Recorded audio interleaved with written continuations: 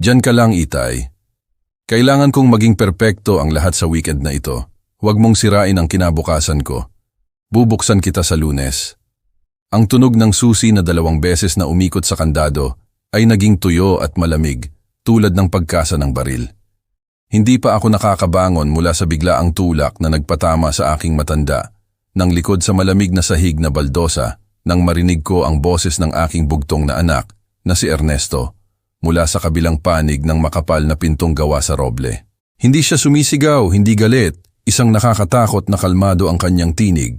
Ang kalmadong parang kakalabas lang ng isang mabahong sako ng basura mula sa bahay. Ang mga salitang iyon ay nanatili sa hangin, matalim na parang skalpel na humihiwa sa aking dibdib. Namilay ako, nakahiga sa sahig ng banyo, nakatitig sa siwang ng pinto sa ilalim ng aking mga paa. Imposible. Baka mali lang ang narinig ko, o baka naman isang malaking biro lang ng mga kabataan ngayon. Si Ernesto, ang anak na pinaglaanan ko ng buong buhay ko, ang inheli ko gamit ang mga kamay kong ito na may kalyo sa semento at konkreto. Paano niya magagawa ito sa sarili niyang ama? Ernesto! Ernesto! Sigaw ko humihinga ng husto at dumadaluhong sa pinto. Buksan mo ang pinto. Hindi nakakatawa ang biro mo, anak. Ano ba ang ginagawa mo? Ang tanging sumagot sa akin ay ang tunog ng kanyang mamahaling sapatos na gawa sa Italyano. Clack, clack, clack. Sa ibabaw ng marmol. Papalayo ng papalayo. Ang mga yapak ng pagtataksil. Pinukpok ko ang pinto gamit ang 2 kamay kong magaspang. Ernesto, sinabi kong bumalik ka. Nababaliw ka na ba? Walang tugon.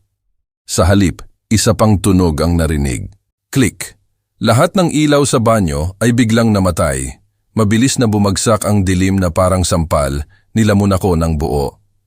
Ang espasyo ay naging itim, siksik, na may matapang na amoy ng mahal na air freshener.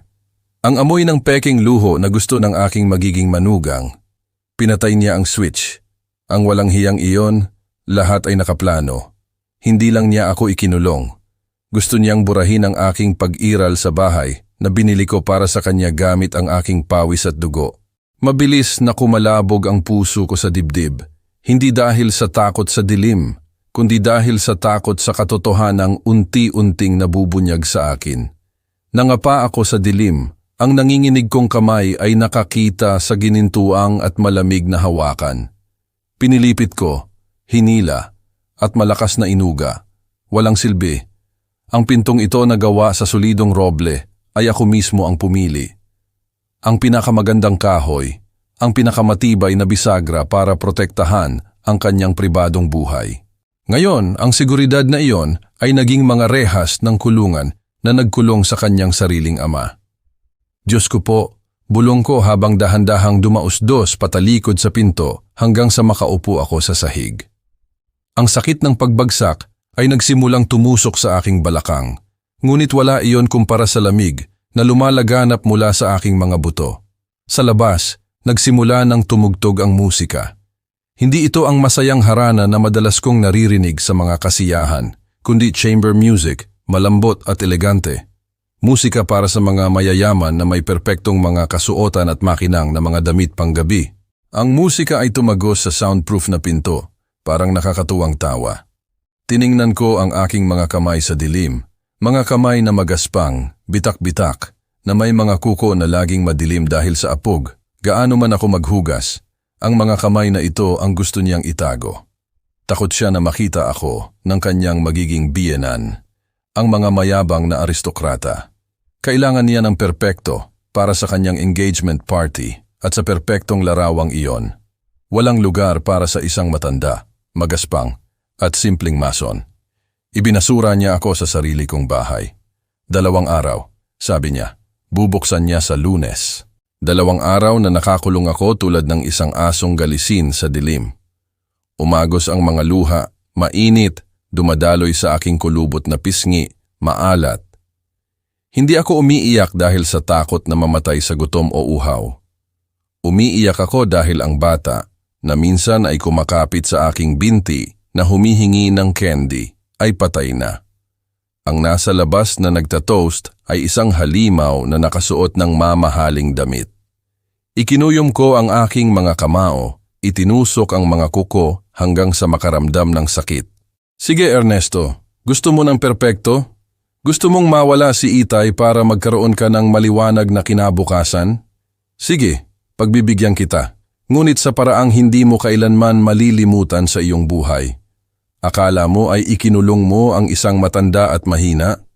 Hindi anak, ikinulong mo lang ang isang sugatang halimaw at kapag nakawala ang halimaw na iyon, mawawala ang lahat sa iyo. Tumayo ako, kumalansing ang aking mga tuhod bilang protesta. Ang dilim sa banyong ito na may 20 metro kwadrado ay siksik na parang alkitran, ngunit hindi ko kailangan ng ilaw para malaman kung nasaan ako. Kilala ko ang bawat pulgada. Ako mismo ang nag-aproba ng gastos para sa marmol na ito na inangkat mula sa Italia. Ako mismo ang nag-supervise sa mga tubero na nagkakabit ng mamahaling jacuzzi bathtub. Ang smart toilet sa sulok ay mas mahal pa sa luma kong pickup truck na ginagamit ko sa trabaho araw-araw. Ang lahat ng luho na ito, ang lahat ng mga walang saysay at makinang na bagay na ito ay naging isang marangyang kristal na kulungan na nagkulong sa sarili nitong may-ari. Nangapa ako sa dilim na naghahanap ng daan patungo sa bentilasyon ng bintana. Iyon ang tanging pag-asa ko. Napakataas nito, nakadikit sa kisame. Kinakaladkad ko ang lalagyan ng maruming labada na gawa sa yantok, ang tanging bagay sa silid na makapagbibigay sa akin ng kaunting taas. Ang tunog ng mga paa na kumakaskas sa sahig ay kumalansing sa aking mga tainga. Ngunit wala akong pakialam kung sino ang makakarinig. Ang musika sa labas ay nalunod na ang lahat. Umakyat ako ng nanginginig. Ang aking 40 taon ay hindi na para umakyat. Inabot ko ang aking braso. Hinawakan ng aking mga kamay na may kalyo ang frame. Malamig at solid. Ang mga baras ng proteksyon ay hinang sa konkretong frame. Buksan mo! Buksan mo! Niyugyug ko ng galit ang mga rehas, ngunit hindi man lang gumalaw. Oo. Ako mismo ang nagsabi sa panday na gawin itong napakatibay para maiwasan ang mga magnanakaw. Ganap na seguridad para sa aking anak at manugang, sabi ko. Ngayon ay talagang ligtas na. Napakaligtas na kahit lamok ay hindi makakapasok, lalo na ang isang matanda na malapit ng mamatay. Nadulas ako at bumagsak sa isang tumpok ng malambot na tuwalya na mabaho sa mahal na pampalambot ng tela. Nanatili ako doon na humihingal. Nakatitig sa kawalan. Bakit niya pinatay ang ilaw? Para makatipid ng ilang piso? Hindi kuripot si Ernesto. Ginagasta niya ang pera na parang basura. Pinatay niya ang ilaw para hindi ako makagawa ng ingay, para mangapa ako tulad ng isang daga sa alkantarilya, para sirain ang aking kalooban. Gusto niya akong matakot at manatiling nakakulong sa isang sulok, naghihintay ng tahimik sa kanyang awa. Sa Lunes, ang imahe ng kanyang mukha kanina ay bumalik sa aking isipan, malinaw na parang isang parola na nagliliwanag sa akin. Nang itulak niya ako dito, ang kanyang mga mata ay walang galit. Kung galit siya, mas kaunti ang sakit, ngunit ang tingin na iyon ay may pagkasuklam. Tiningnan niya ako na parang isang piraso ng dumi ng aso na nakadikit sa swelas ng kanyang sapatos na patent leather, bago lang tumapak sa red carpet. Nahihiya siya. Itay, tingnan mo ang sarili mo, ang gusot na damit, ang mga kamay na puno ng apog. Balak mong batiin ang mga De La Cruz ng ganyang hitsura? Gusto mong mapahiya ako? Iyan ang sinabi niya sa akin kagabi. At ako, ang matandang hangal, ay tumawa at sinabi, isusuot ko ang aking damit pangkasal. Kakayanin pa yon. Hindi ko alam na sa kanyang mga mata, ang aking pag-iral mismo ay isang dungis. Kailangan niya ng malinis na kasaysayan, anak ng isang tanyag na pamilya o kahit man lang ng isang pamilyang intelektual na wala. Hindi ang anak ng isang analpabetong mason. Nagsimulang kumulo ang galit sa aking tiyan. Ibinenta ko ang lupa na iniwan ng mga lolo't lola ko sa probinsya. Ibinenta ko pati ang aking dangal para maipasok siya sa pinakamagandang pribadong paaralan para hindi niya na kailangang humawak ng pala at halo tulad ko. Lumikha ako ng isang perpektong Ginoo para ngayon ay ikulong ako ng Ginoong iyon sa banyo dahil sa takot na dungisan ko ang larawan ng kanyang buhay.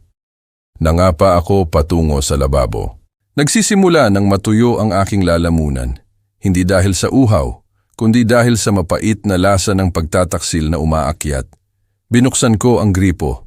Rrrr. Isang mahina at sariwang patak ang lumabas. Salamat sa Diyos, hindi naman pala siya naging napakabagsik para putulin ang tubig. Agad kong isinawsaw ang aking mukha sa patak, umiinom ng desperado tulad ng isang ligaw na hayop. Ang tubig ay dumaloy sa aking leeg, pinakalma ang panandali ang galit, ngunit nilamig ang aking puso.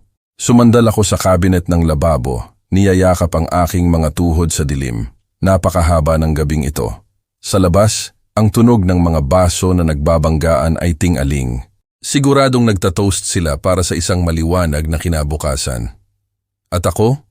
Ang ama ng kinabukasang iyon ay naririto na nakaupo sa dilim, binibilang ang aking sariling paghinga at nagtataka. Makakaya ko kaya ang 2 araw na impyernong ito o mabubulok ako sa kulungang ginto na ito bago sumikat ang araw sa Lunes? Ipinikit ko ang aking mga mata. Inihiga ang ulo sa malamig na marmol. Hinayaan ang dilim na dalhin ako pabalik sa 3 araw na nakaraan. Ang araw na nagsimula ang pagplano ng pagiging perpekto, Miyerkules noon. Nakayuko ako sa hardin, pinuputulan ang mga pulang rosas na labis na gusto ng aking asawa, ang ina ni Ernesto, noong nabubuhay pa siya. Ang sikat ng araw sa hapon sa Pilipinas ay gintong parang pulot na bumabagsak sa berdeng damo. Narinig ko ang ugong ng makina sa malayo. Ang makintab na itim na Porsche ni Ernesto ay pumasok sa driveway na parang itim na pating na umaakyat sa buhangin. Bumaba siya ng sasakyan nang hindi man lang ako tinitingnan at dumiretso sa bahay, niluluwagan ng kurbata na may mukhang hindi gaanong masaya. Pinagpag ko ang aking mga kamay sa aking pantalon at tumakbo sa likod niya. "Nandiyan ka na, anak! Kumusta ang trabaho ngayon?" Hindi siya agad sumagot, basta lang inihagis ang kanyang briefcase sa cream-colored Italian sofa. Yun na hindi ko man lang magawang upuan sa takot na dungisan. Humarap siya at tiningnan ako mula ulo hanggang paa. Ang kanyang tingin ay tumigil sa aking sapatos sa hardin na puno ng lupa at sa aking gusot na kamiseta. Ang tingin na iyon ay parang labaha na dumadaan sa balat. Hindi ka dinudugo agad, ngunit mahapdi. "Itay," sabi niya ng may pagod na boses. "Ngayong weekend, darating ang mga De La Cruz. Naalala mo?" "Oo, syempre naaalala ko." Ngumiti ako, sinusubukang ipakita ang sigasig. "Handa na ang 30 taong lumang repasado ko. Narinig kong mahilig uminom ang iyong magiging kumpare." "Hindi," pinutol niya ako ng matigas ang boses. "Walang repasado, walang kumpare. Hindi mo ba naiintindihan, Itay? Mga taong may kaya sila. Umiinom sila ng French wine. Kumakain ng caviar. Hindi sila umuupo para maglasing na parang probinsyano tulad mo." Namatay ang ngiti sa aking mga labi. Yumuko ako, nilalaro ang gilid ng aking kamiseta. Susubukan kong magsikap, magbihis ng maayos, magsasalita ng kaunti. Malakas na bumuntong hininga si Ernesto, naglakad-lakad sa sala na parang isang nahihiga ang hayop. "Ang problema ay hindi ang iyong sasabihin, ang problema ay ang iyong presensya. Tingnan mo ang mga kamay mo, ang paraan mo ng paglakad, pati ang iyong accent. Halos hindi ka pa nagsasalita at halata na kung saan tayo galing." Nalamig ako. Kung saan tayo galing? Ang pinagmulan na kinasusuklaman niya ay iyon ang nagpakain sa kanya at nagpalaki. Iyon ang mga araw na naghalo ako ng semento hanggang sa duguan ang aking mga kamay para bayaran ang kanyang matrikula sa international school. "Kung gayon, ano ang gusto mong gawin ko?" Tanong ko nang nanginginig ang boses. Huminto siya at diretsong tumingin sa aking mga mata. "Pumunta ka sa probinsya, Itay. Pumunta ka sa Tagaytay ng ilang araw. Sinabi ko kina Carla at sa kanyang mga magulang na nagbabakasyon ka sa Boracay, na ikaw ay isang matagumpay na negosyante, retirado na." "Hindi, pero ito ang engagement party mo." Bulong ko, nakaramdam ng buhol sa aking lalamunan. "Gusto kong ibigay sa iyo ang aking basbas. Nangangako akong mananatili sa isang sulok kung gusto mo." "Hindi," sigaw niya, at pagkatapos ay niluwagan ang kanyang boses. sinusubukang maging kapani-paniwala. Itay, pakiusap, intindihin mo ako. Ito lang ang tanging pagkakataon ko na makapasok sa pamilyang iyon. Mahal ako ni Carla, ngunit ang kanyang mga magulang ay napakahigpit. Kung makikita kanila, iisipin nila na niloko ko sila tungkol sa aking pinagmulan. Gusto mo bang mawala ang lahat sa akin? Tiningnan ko ang paligid ng marangyang sala, ang kristal na chandelier, ang mga abstraktong oil painting, ang makintab na sahig. Lahat ay nakapangalan kay Rogelio Garcia, ibig sabihin, sa akin. Ngunit sa mata ng aking anak, ako ay isang dungis lamang na kailangan burahin mula sa marangyang larawang ito. Nanatili akong tahimik nang hindi tumatanggap o tumatanggi. Inakala kong nagsasalita lang siya dahil sa galit ng sandaling iyon. Inakala kong mas matimbang ang dugo kaysa sa pagmamayabang, ngunit nagkamali ako. Ang aking katahimikan, ang aking tahimik na presensya sa sumunod na 2 araw ay naging tinik sa kanyang mga mata at ang tinik na iyon ay kailangan bunutin o itago ng mabuti. Ngayon, nakaupo sa dilim ng banyo, naiintindihan ko ng perpekto ang kahulugan ng pagiging perpekto na kanyang sinasabi. Ang pagiging perpekto ay nangangahulugang wala ako. Ang pagiging perpekto ay nangangahulugang itinatanggi ang mga ugat. Pinili niya ang pinakamalupit na paraan para makamit ang pagiging perpektong iyon. Hindi lang niya ako gustong itago. Gusto niya akong tuluyang mawala sa kanyang buhay sa mga mahahalagang araw na ito. Ang sakit ay tumusok sa aking puso. Mas matindi kaysa sa gutom na nagsisimulang kumamot sa aking tiyan. Nanganak ako ng ahas. At ang ahas na iyon, na ngayon ay nagkubli sa balat ng puting tupa, ay pinababayaan ang kanyang matandang ama na mamatay ng dahan-dahan sa kulungang ginto na ito. Balik sa realidad, ang dilim sa banyo ay tila mas siksik nang tumunog ang doorbell. Dong. Ang malinaw na tunog na iyon ay tumama sa aking mga tainga na parang martilyo. Dumating na ang oras. Nagsisimula na ang palabas. Pinigilan ko ang aking hininga at idinikit ang aking tainga sa malamig na pintong gawa sa roble, sinusubukang pakinggan ang bawat galaw sa labas. Ang tunog ng isang malambot na makina na pumapasok sa patio, ang malakas na pagbagsak ng pinto ng isang sasakyan, siguradong isang mamahaling inangkat, hindi tulad ng luma kong truck. Pagkatapos ay ang ritmikong takong sa marmol, tawanan, mga pagbati na puno ng etiketa. Maligayang pagdating, tito. Maligayang pagdating, tita. Isang karangalan na dumating kayo ng maaga, umalingaw-ngawang boses ni Ernesto. Kinilabutan ako. Hindi iyon ang matalim at walang pasensya na boses na ginagamit niya sa akin tuwing tinatanong ko siya tungkol sa trabaho. Ito ay isang matamis, dumadaloy na tono na may bahid ng pagsuko, ngunit pinananatili ang postura ng isang batang negosyante. Ang mapanlinlang na tono na hindi ko kailanman itinuro sa kanya, ngunit itinuro sa kanya ng napakahusay ng buhay. Naku Ernesto, napakaganda ng mansyon na ito. Isang boses ng babae na nasa gitnang edad, elegante at medyo matinis, marahil ay si Doña Elena. Sa labas pa lang ay maganda na, ngunit sa loob ay nakamamangha. Napakasarap ng iyong panlasa. Salamat tita, sagot ni Ernesto nang hindi maitago ang kanyang pagmamayabang. Halos 2 taon ang inabot ko para tapusin ito sa istilong neoklasiko. Bawat detalye ay ako mismo ang pumili. Kinagat ko ang aking labi hanggang sa dumugo. Sinungaling, gusto kong sumigaw. Ang iyong ama ang pumili ng bawat isa sa mga baldosa na ito. Ang iyong ama ang nakipagtalo sa kontratista para magkaroon ka ng kisame na gawa sa plaster tulad ng gusto mo. At mas mahalaga, ang mga ipon ng iyong ama sa buong buhay niya ang nagbayad nito. Ngunit nalunod ang sigaw sa aking lalamunan. Isa lang akong daga na nagtatago sa likod ng dingding, nakikinig sa iba na nagnanakaw ng aking kredito. At nasaan ang inyong ama? Narinig ang malalim na boses ni Don Ricardo. Dumating na ang tanong na pinakakinatatakutan ko at pinakakinaiinisan ko. Gusto kong malaman kung paano ako itatatwa ng sarili kong anak. Isang maikling katahimikan. Mabilis na kumalabog ang puso ko.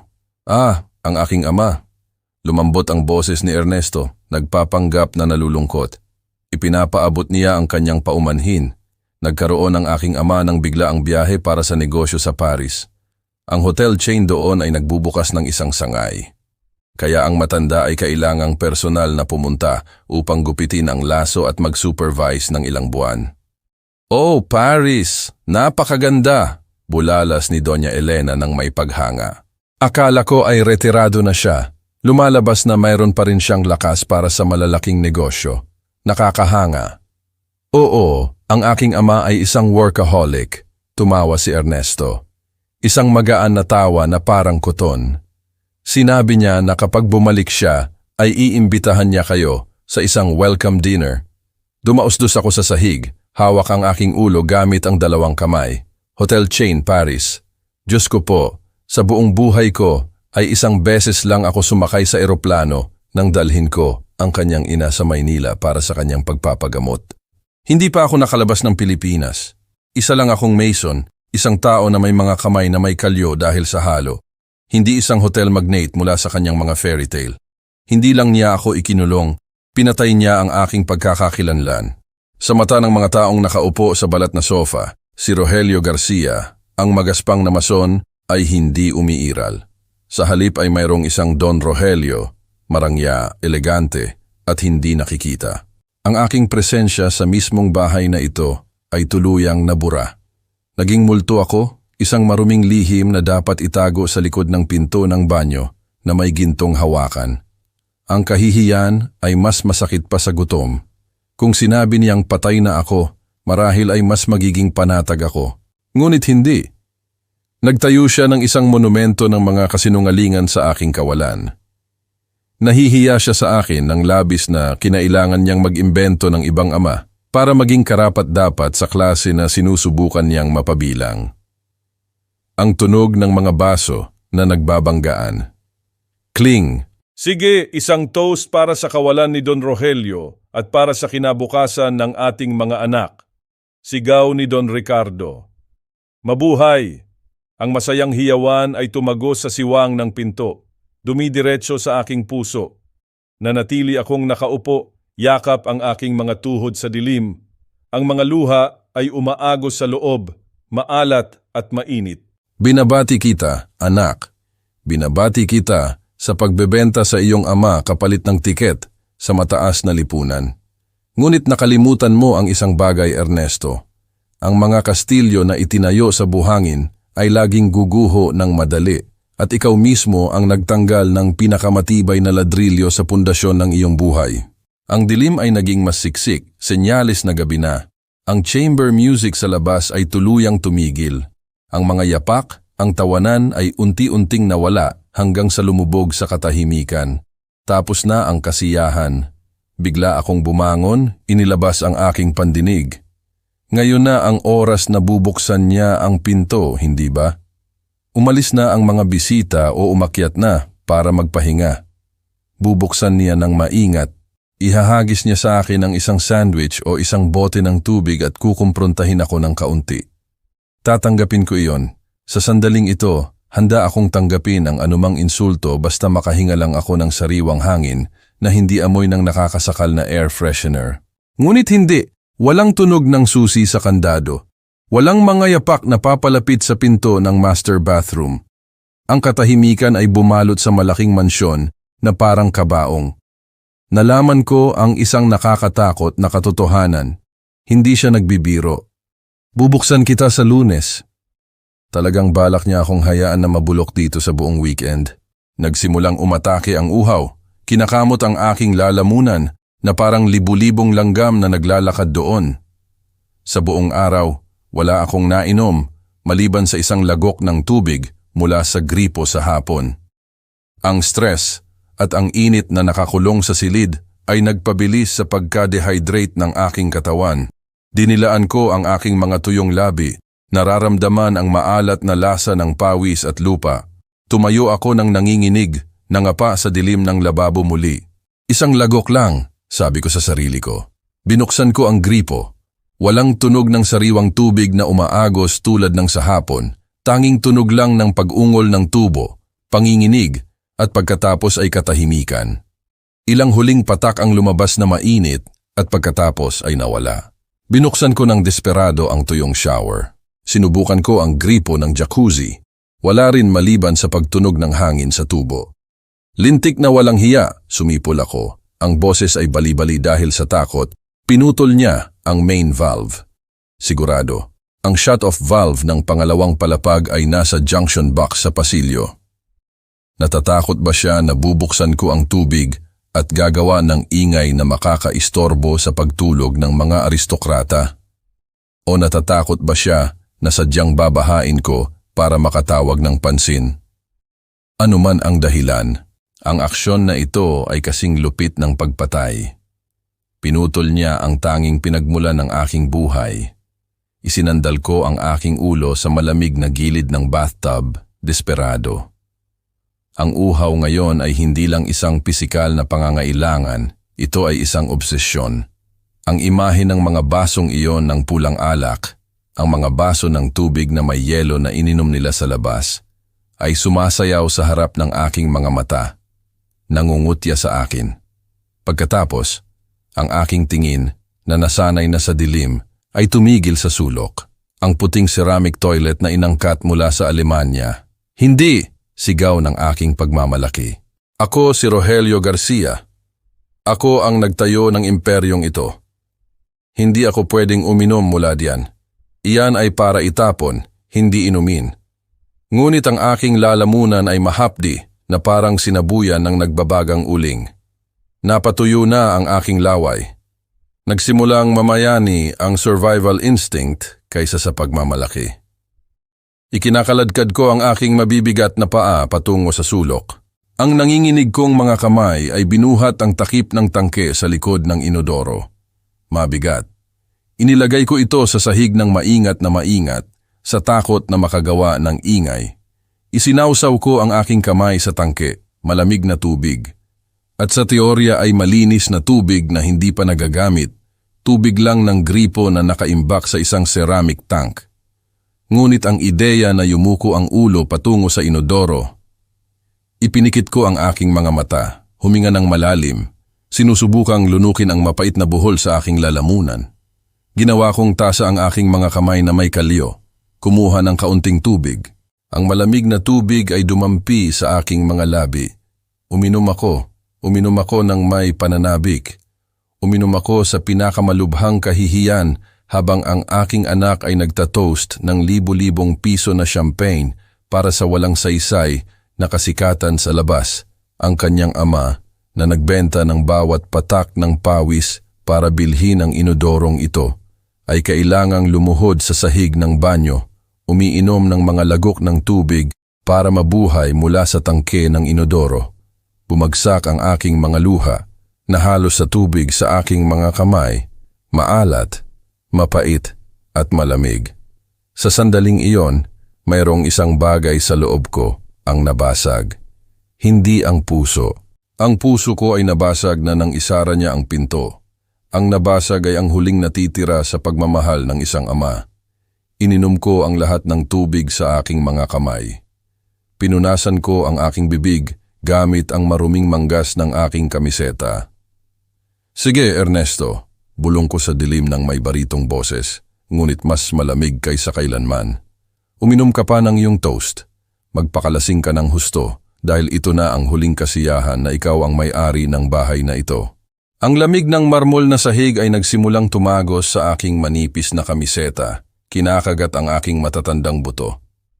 Ang gutom, matapos pansamantalang maloko ng ilang lagok ng malamig na tubig, ay bumalik ng mas agresibo. Kumalamang tiyan ko na gumagawa ng nakakaawang tunog sa ganap na katahimikan. Yumukyok ako sa makapal na alpombra na gawa sa lana ng tupa. Ito lang ang nagbibigay ng kaunting init sa kulungang bato na ito. Itinaas ko ang aking dalawang kamay sa harap ng aking mukha. Sinusubukang makita ang mga ito sa dilim, malalapad na daliri, makapal at naninilaw na mga kalyo na nagpatong-patong sa paglipas ng mga taon, mga sugat na natatawid ng mga ladrilyo at bato.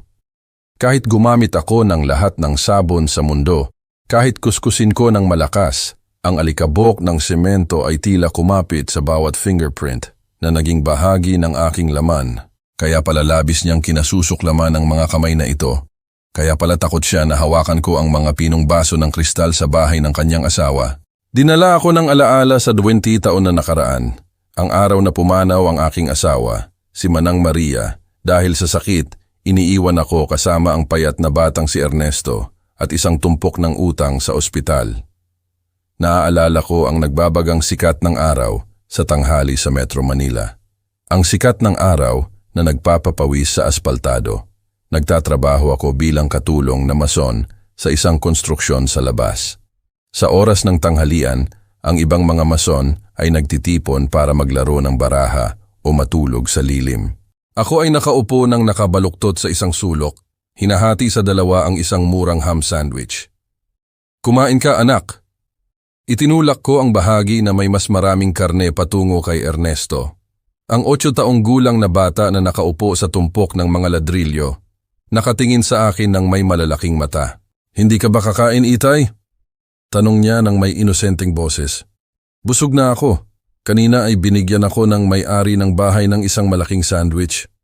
Nagtago ako habang kumukulo ang aking tiyan. Naglakas loob lang akong ngumunguya ng tuyo at matigas na tinapay. Umiinom ng tubig mula sa gripo ng inuman para bumukol sa tiyan. Kumain si Ernesto ng may pananabik. Pagkatapos ay kinuha niya ang aking kamay, na sa sandaling iyon ay dinudugo dahil sa kaskas ng isang kalawangin na bakal. Hindi siya natakot sa dumi o dugo. Idinikit niya ang kanyang pisngi sa magaspang na palad ng aking kamay, kinukuskos na parang kuting na naghahanap ng init. Ang kaskas ng mga kamay mo, bulong niya. Paglaki ko, magkakapera ako ng marami. Ipapatayo kita ng isang kastilyo para hindi mo na kailangang magtayo ng bahay para sa iba.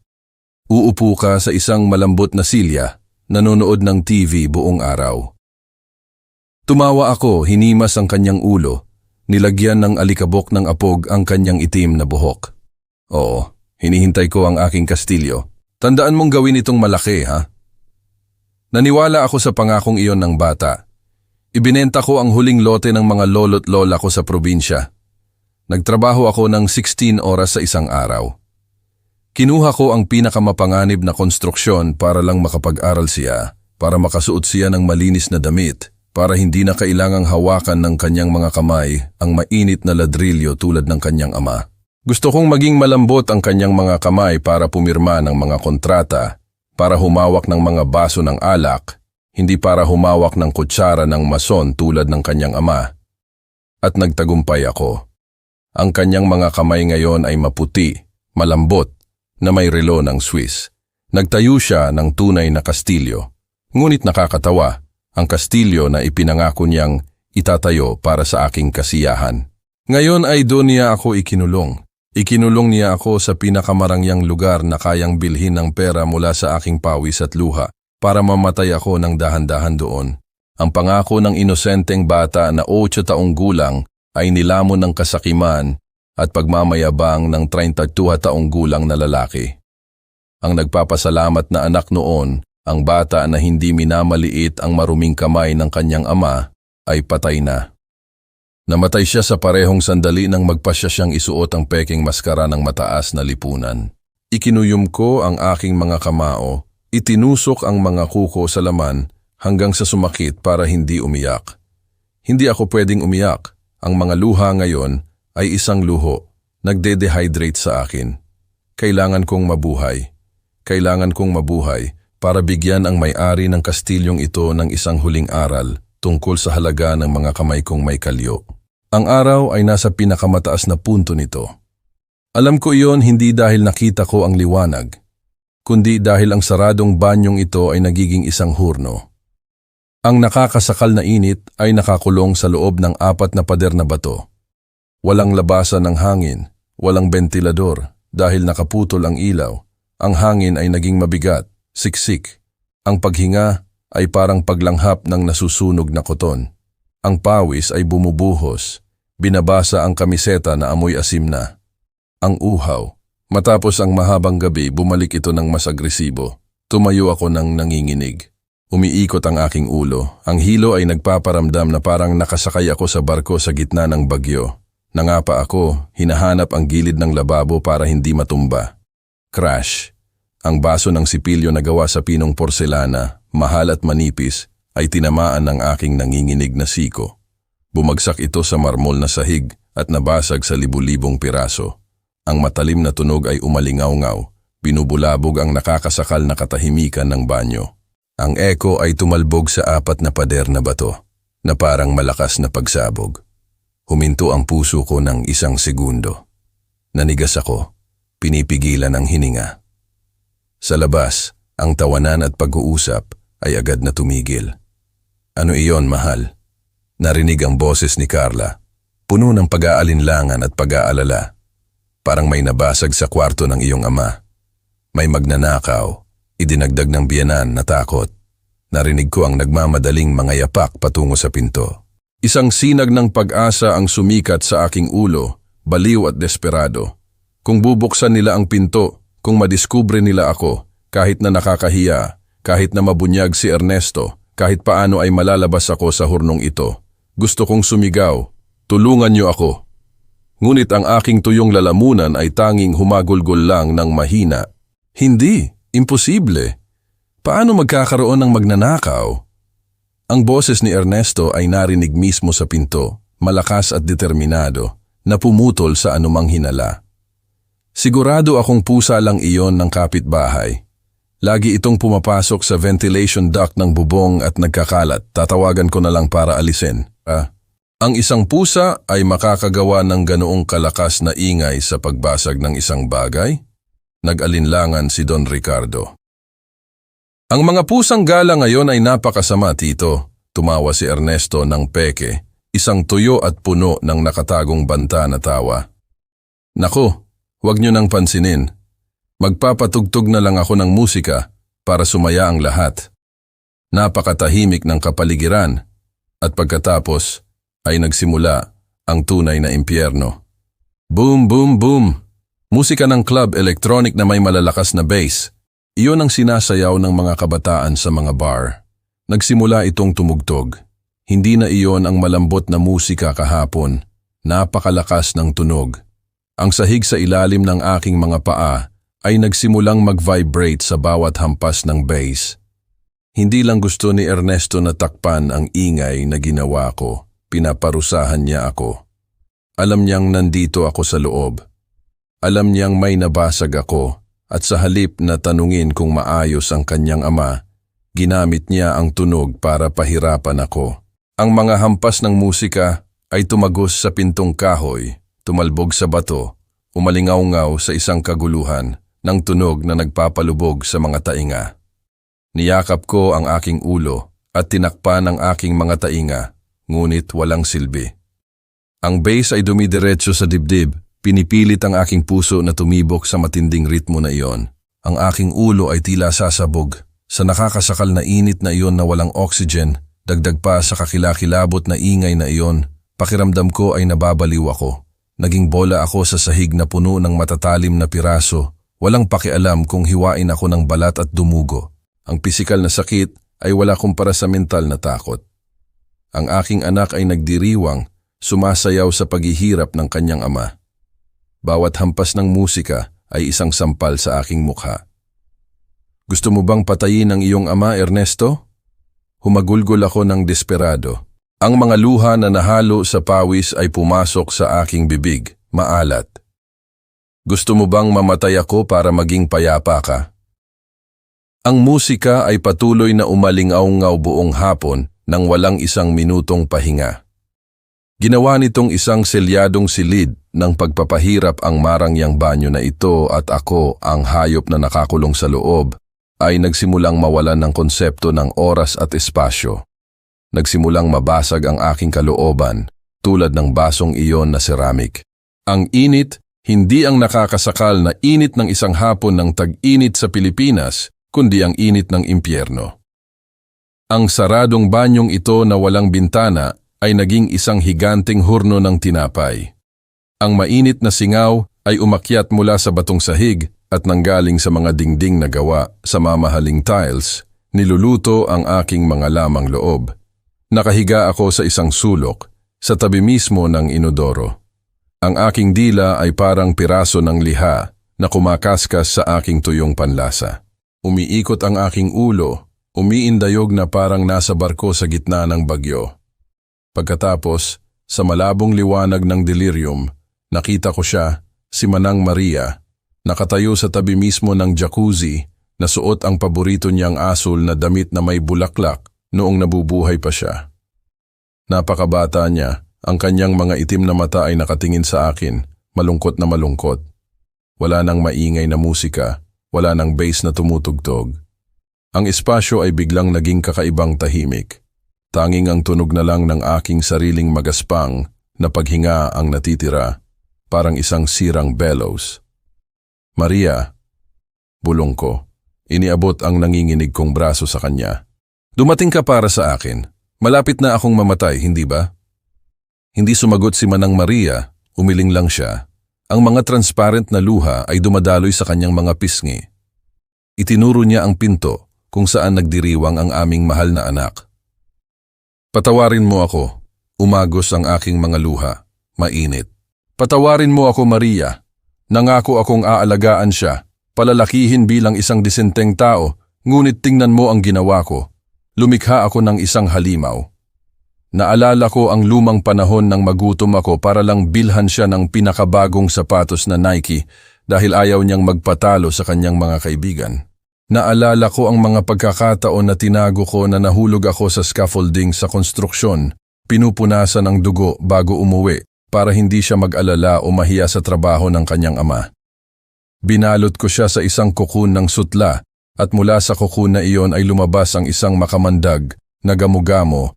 Nagkamali ako, mahal ko, bulong ko. Malumanay na ibinabangga ang aking ulo sa malamig na pader. Inakala kong ang pagbibigay sa kanya ng pera, ang pagbibigay sa kanya ng katayuan ay pagmamahal. Ngunit pinatay ko ang kanyang pagkatao sa aking sariling pagpapalayaw. Ngayon, siya ang pumatay sa akin. Ang imahe ni Manang Maria ay unti-unting nawala, nalulusaw sa dilim. Ang uhaw ay muling umatake, hinihila ako pabalik sa malupit na realidad. Hinawakan ko ang bulsa sa likod ng aking pantalon, ang screwdriver. Oo nga, kanina ko lang inilagay para ayusin ang gripo, sumusunod sa palabas ni Ernesto. Kinuha ko iyon, hawak ng mahigpit sa aking kamay na parang huling patpat na kakapitan. Sa kaunting lakas na natitira sa akin, kinakaladkad ko ang aking sarili patungo sa pinto. Itinusok ko ang dulo ng screwdriver sa siwang sa pagitan ng pinto at ng frame, sinusubukang pilitin ang bisagra. Krick, crack. Kinagat ko ang aking mga ngipin, ibinuhos ang lahat ng bigat ng aking katawan sa hawakan ng screwdriver. Buksan mo! Buksan mo! Umungol ako sa aking lalamunan, ngunit ang solidong pintong roble ay napakatibay at ako ay napakahina. Nadulas. Ang dulo ng screwdriver ay umalis sa siwang, tumusok ng bigla sa palad ng aking kaliwang kamay. Sigaw ko, ngunit nalunod ang sigaw sa aking tuyong lalamunan. Sariwang dugo ang umagos, madilim na pula, nahalo sa malagkit na pawis. Ang matinding sakit ay nagbalik sa akin ng kaunting katinuan. Saglit, tiningnan ko ang daloy ng dugo na umaagos sa puting marmol na sahig. Ang aking dugo, ang dugo ng ama na nagpalaki sa kanya. Ngayon ay umaagos mismo sa templo ng kanyang pagmamayabang. Binitawan ko ang screwdriver na bumagsak sa sahig ng kumalansing. Isinandal ko ang aking noo sa pintong nabahiran ng dugo, tumatawa ng mapait. Ang pisikal na sakit na ito ang pumatay sa huling inosenteng pag-asa na natitira sa akin. Wala na, anak ko. Sa sandaling nakita kong umagos ang aking dugo nang walang nakakaalam. Si Don Rogelio na mabait, na sumusunod, ay namatay. Ang lalaking humihingal, nakabaluktot sa isang ilog ng dugo at maruming tubig, ay hindi na ang ama ni Ernesto. Sige, Maria, bulong ko sa kawalan. Ang aking tingin ay naging malamig na parang kutsilyo. Huwag ka nang umiyak. Hindi ako mamamatay. Kailangan kong mabuhay. Kailangan kong mabuhay para bigyan siya ng kanyang huling aral. Ang aral na nakalimutan kong ituro sa kanya sa loob ng 32 taon, ang presyo ng kawalang utang na loob. Muling bumalot sa akin ang dilim, ngunit sa pagkakataong ito ay hindi na ako natatakot. Naghintay ako. Naging malamig at matigas na bato ako, naghihintay sa sandali na bubukas ang pinto. Ang nakakabingi na musika ay tuluyang tumigil. Ang katahimikan ay bumagsak ng napakabilis na umugong ang aking mga tainga na parang may kuliglig na umaawit sa loob ng aking ulo. Tapos na ang kasiyahan. Naramdaman ko ang panginginig sa sahig nang umalis ang huling mga yapak, ang tunog ng mga makina na papalayo hanggang sa mawala sa gabi. Ang mansyon ay bumalik sa karaniwan nitong katahimikan, isang nakamamatay na katahimikan. Nakahiga ako nang nakahilata sa sahig, halos hindi humihinga na parang lampara ng langis sa harap ng hangin. Ngayon ay linggo ng gabi.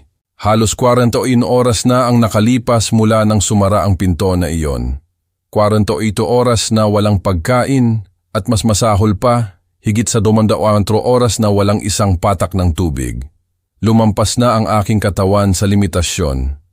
Ang dugo mula sa aking sugatang kamay ay natuyo na sa isang itim na balat, ngunit ang sakit ay patuloy na tumutudyo sa bawat mahina na tibok ng puso.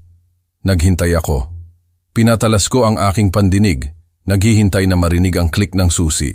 Umalis na ang mga bisita. Si Ernesto siguradong bubuksan, hindi ba? Gaano man siya kalupit, hindi niya pwedeng hayaan ang sarili niyang ama na mamatay sa uhaw dito sa loob. Gusto lang niya akong itago.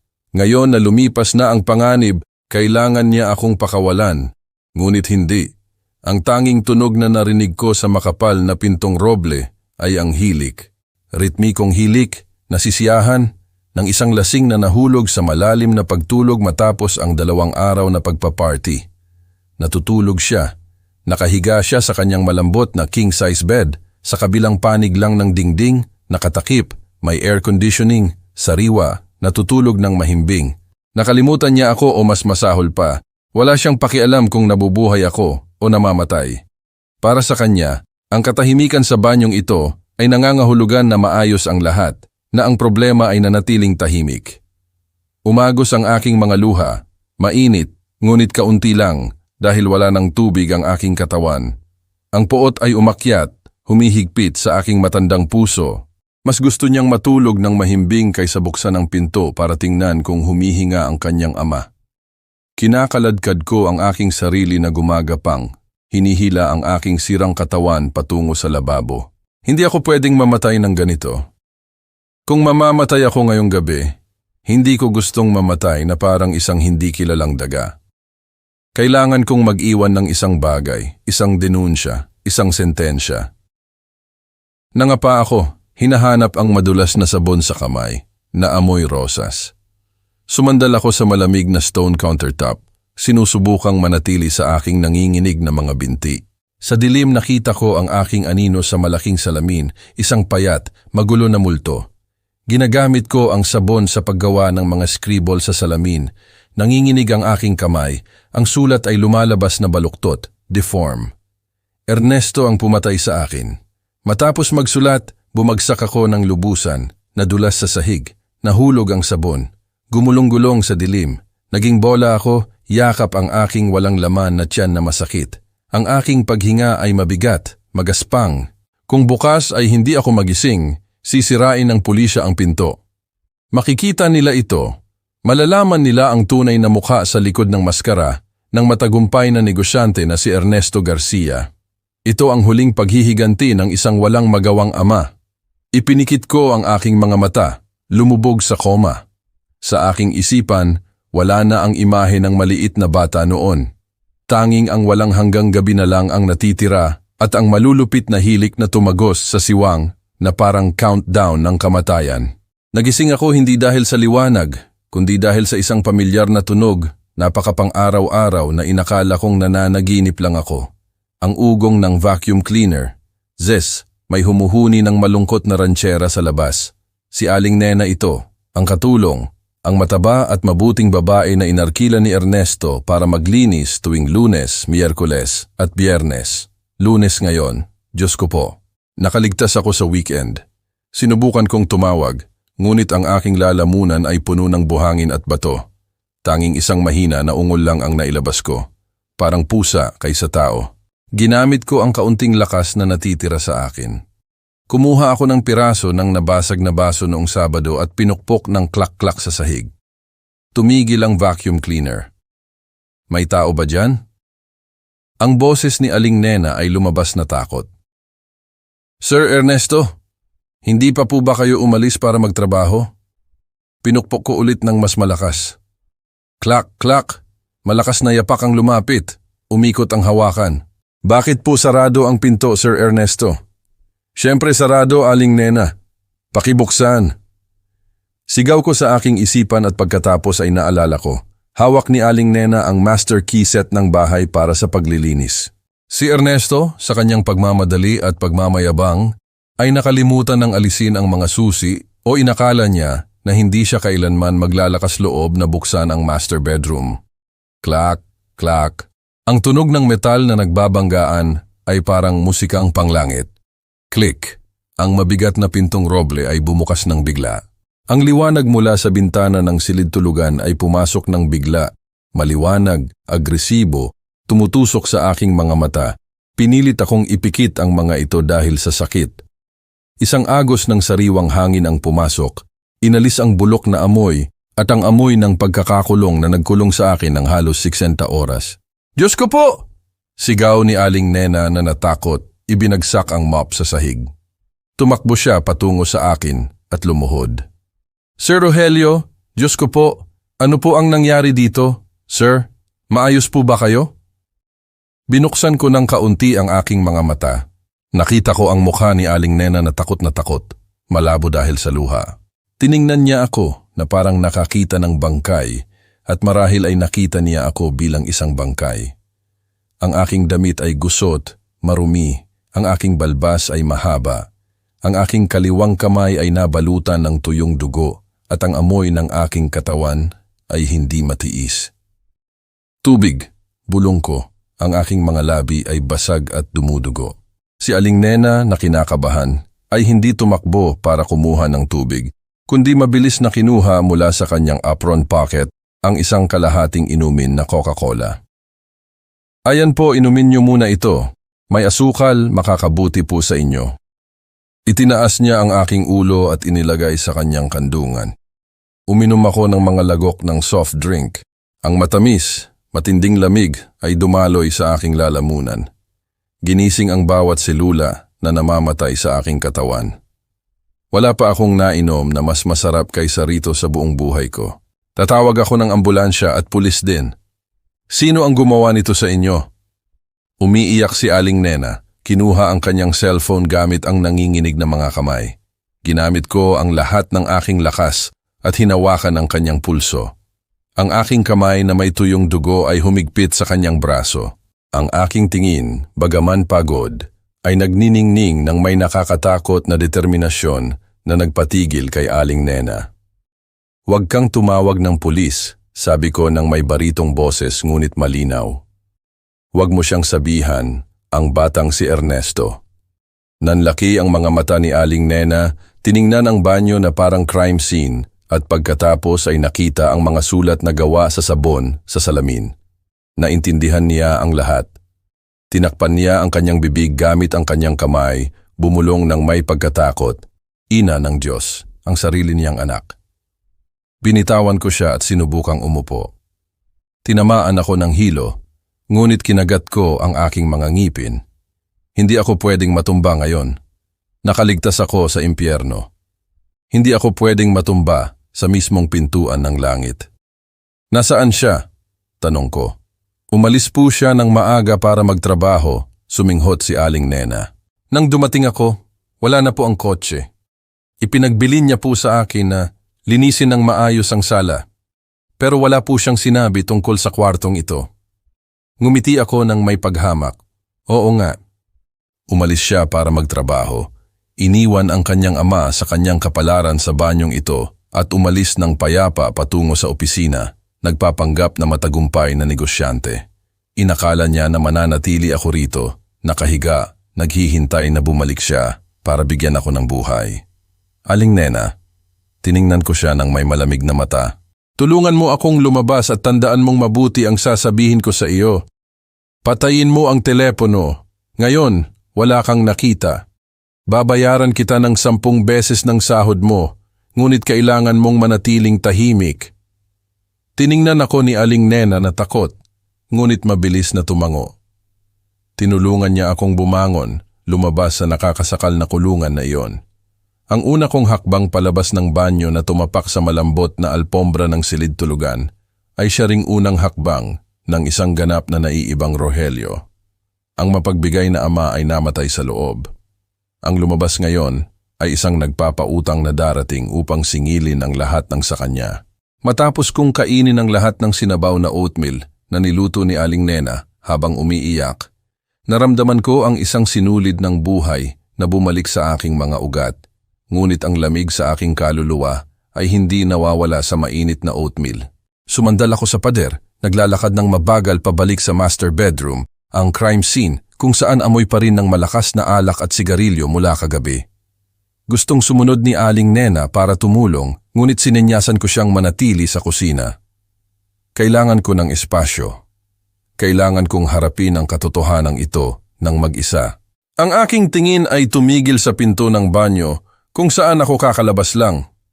Sa pinto, sa taas ng mata, may isang dilaw na sticky note, isa sa mga ginagamit ni Ernesto para markahan ang mga dokumento. Ang kanyang sulat kamay ay magulo, nagmamadali. Itay, lumabas ka para maghanap ng makakain. Nagmamadali akong umalis para magtrabaho. Sa gabi ko ipapaliwanag, huwag kang gumawa ng drama. Biro lang iyon na medyo lumampas. Biro. Naglabas ako ng tawa, isang magaspang, tuyo na tawa, parang ungol ng uwak. Tinawag niyang biro ang pagkulong sa kanyang ama ng halos 60 oras nang walang pagkain at inumin, malapit nang mamatay sa pagkapagod. Sinabi niya sa akin na huwag gumawa ng drama. Sa kanyang mata, napakaliit ng halaga ng aking buhay. Isang paghamak ang umakyat sa aking dibdib, nilamon ang huling pagmamahal na natitira. Niupi ko ang papel sa aking kamay at inihagis ng malakas sa basurahan. Pumasok ako sa guest bathroom dahil hindi ako baliw para tumapak muli sa master bathroom. Binuksan ko ng todo ang mainit na tubig. Ang kumukulong tubig ay bumagsak sa akin. Hinuhugasan ang maruming pawis, ang tuyong dugo, at ang amoy ng pagkakakulong. Kinuskus ko ang aking balat hanggang sa pumula, na parang gusto kong alisin ang balat ng matandang mahina at masunuring Rogelio noon. Nag-ahit ako. Sa salamin ay lumabas ang isang payat na mukha, mga mata na malalim, maitim na eye bags, ngunit ang tingin ay malamig na parang balaraw. Ang lalaki sa salamin ay hindi na ang ama na laging nakangiti, nagpapatawad sa mga pagkakamali ng kanyang anak. Ang lalaking ito ay isang survivor at labis na galit. Isinuot ko ang aking lumang damit, iyon na laging sinasabi ni Ernesto na pangprobinsya. Pinlansya ko ang mga gusot at naglakad ng diretsyo sa malaking oil painting ng isang kabayo na tumatakbo na nakasabit sa ulunan ng kama ni Ernesto. Binili ni Ernesto ang painting na ito sa halagang PIP 250,000 dahil nakita niyang may katulad ang kanyang amo, ngunit hindi niya kailanman alam kung ano ang nasa likod ng walang saysay na painting na iyon. Ibinaba ko ang painting, lumabas ang isang safe na nakabaon sa dingding. Ito ang safe na ipinagawa ko ng palihim mula pa sa unang araw na itinayo ko ang bahay kung sakaling may mangyari. Alam ni Ernesto na umiiral ito, ngunit wala siyang pakialam dahil inakala niya na wala akong pera na maiipon. Inakala niya na mayroon lang doon na mga alaala na walang halaga ng kanyang ina. Pinaikot ko ang kombinasyon, kaliwa 20, kanan 10, kaliwa 05, ang kaarawan ng kanyang ina. Click! Bumukas ang mabigat na pintong bakal. Sa loob, tahimik at ligtas, ay ang makapal na file na nakabalot sa plastic para sa halumigmig. Ang mga title, construction permits, contract of sale ng lupa, lahat ay malinaw na nagsasabi, may-ari, Rogelio Garcia, walang Ernesto dito. Pinadaan ko ang mga pahina, nararamdaman ang kapangyarihan na bumabalik sa aking mga kamay na may kalyo. Ang bahay na ito ay ang aking pawis, ang aking dugo. Ipinahiram ko ito para magawa niya ang kanyang palabas, ngunit ginawa niya ang entablado bilang aking kulungan. Kaya tapos na ang palabas dito. Kinolekta ko ang lahat ng papeles kasama ang aking lumang pasaporte at ang bundle ng reserbang pera, pecha 2,500,000 na inipon ko para sa aking pagtanda. Inilagay ko ang lahat sa luma kong canvas bag. Bumaba ako ng hagdan. Nakatayo si Aling Nena na nakayuko sa paanan ng hagdan, ang kanyang mga mata ay pula pa rin. Aling Nena, sabi ko nang may kakaibang kalmado. Umuwi ka na, patayin mo ang telepono, isara mong mabuti ang lahat. Kung magtanong si Ernesto, sabihin mong dumating ka, ngunit wala kang nakita at umalis ka. Pero, saan po kayo pupunta? Tanong ni Aling Nena na nag-aalala. Tiningnan ko ang marangyang mansyon sa huling pagkakataon. Ang mga chandelier, ang mga sculpture, ang mga leather sofa, lahat ay maganda. Ngunit malamig at walang kaluluwa. Maniningil ako ng utang, Aling Nena. Ngumiti ako isang ngiti na hindi umabot sa mga mata. Ibenta ko ang kulungang ito para bilhin ang aking kalayaan. Lumabas ako ng pinto. Ang maliwanag na sikat ng araw sa Metro Manila ang sumalubong sa akin. Hindi ako lumingon. Si Don Rogelio, ang ama, ay namatay sa banyo kagabi. Ngayon, si Rogelio Garcia na lang ang natitira, ang tanging legal na may-ari ng mansyon numero 24 sa Forbes Park, patungo sa pagkamit ng hustisya. Sinakyan ko ang isang lumang taxi sa kanto. Binaliwala ang tingin ng awa ng driver nang makita ang aking magulong hitsura. Saan po, boss?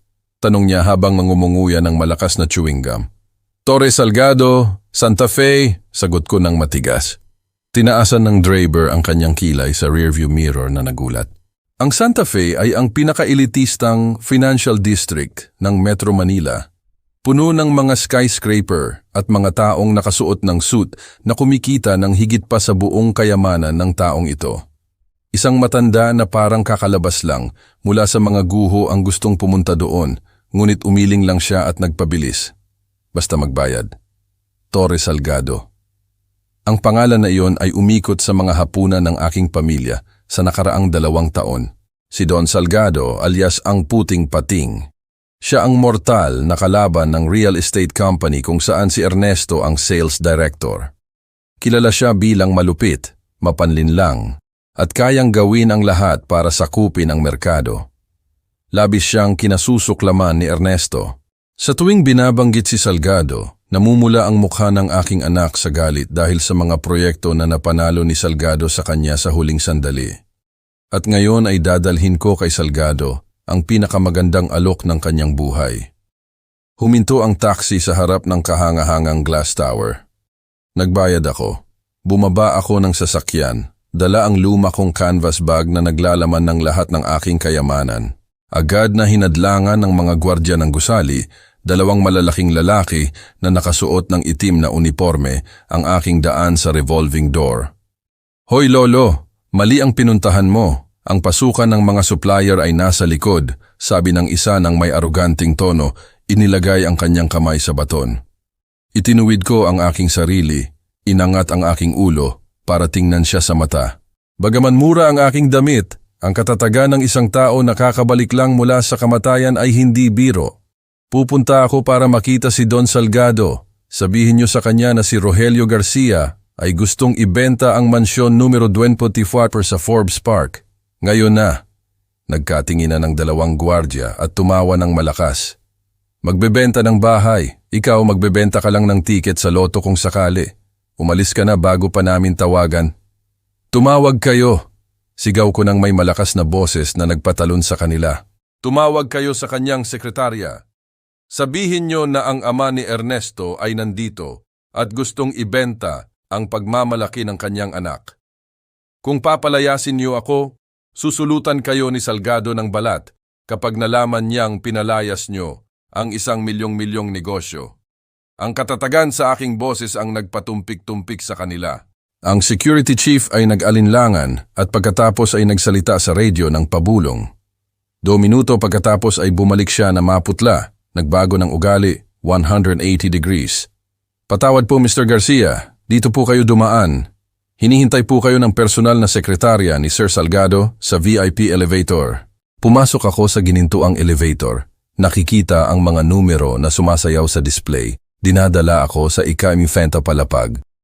Bumukas ang pinto sa isang malaking opisina na may tanawin ng buong lungsod. Nakaupo si Don Salgado sa likod ng isang higanteng mahogany desk na may hawak na makapal na Cuban cigar.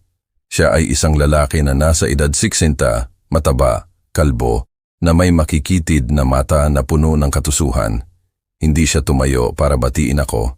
Tiningnan lang niya ako ng matalim. Pagkatapos ay tiningnan niya ang aking canvas bag at ngumiti ng pahilig. Rogelio Garcia, ang ama ng young wonder na si Ernesto. Narinig kong nagpa-party ng bongga ang iyong anak sa mansyon na iyon. Bakit ka nagpapakahirap na pumunta dito para ibenta ang bahay? Wala akong sinabi.